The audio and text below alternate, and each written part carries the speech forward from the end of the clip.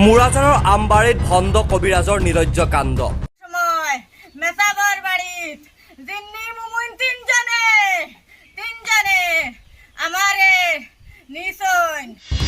নাম কমৰুল মোল্লা, পেচা কবিৰাজী। সংখ্যালঘুৰ এলেকাত বিজ্ঞানৰ দিনত এইজন কমৰুলে কবিৰাজী কৰি চলাই আছে লুণ্ঠন ৰাজ।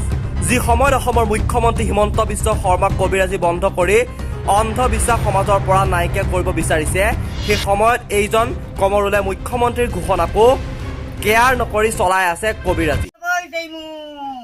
আমি বাঁচতাম না, মেসা বেমার লাগবো আমি পানি টেলা মারি থইয়া বাদুর চকিত গিয়া ফুটি রইছি। মানছে বুঝাইছন যাও দি ইজ্জতৰ কথা আছে। এটা প্ৰশ্ন হয়, অন্ধবিশ্বাস নিৰীহ লোকক ৰক্ষা কৰা আৰু কচৰুল কবিৰাজৰ কবিৰাজগিৰি বন্ধ কৰিব পাৰিবনে হোজাই প্ৰশাসনে? কমৰুল ইছলামৰ ভণ্ডামী বিৰুদ্ধে দাখিল কৰা হয় এজাহাৰ।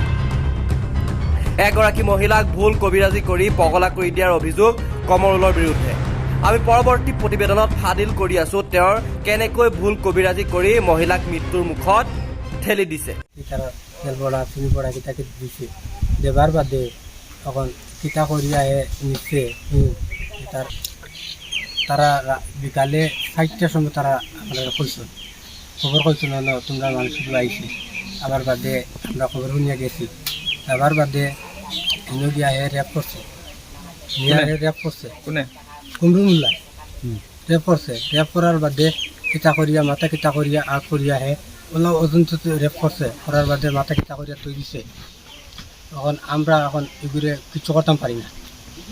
এর বাদে অনেক বিডিবির ওয়াহিদ, এর বাদে আব্দুল হান্নান আমবাড়ি তারা কইছেন 1 লাখ টাকা দিবা যে তারা ওখানে সমাধান করে দিবার লাগি।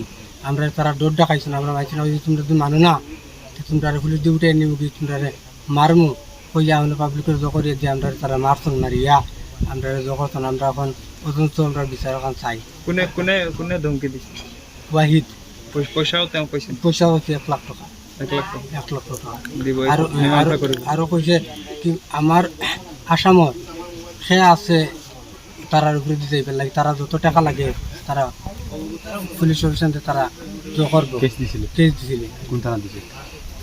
দেবস্থান। আপনারা দিছে? আপনারা দিছে আর দেবস্থান দিছে।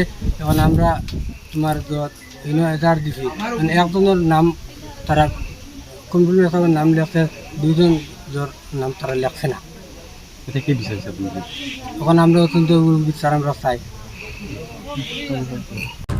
News desk report Suhana live.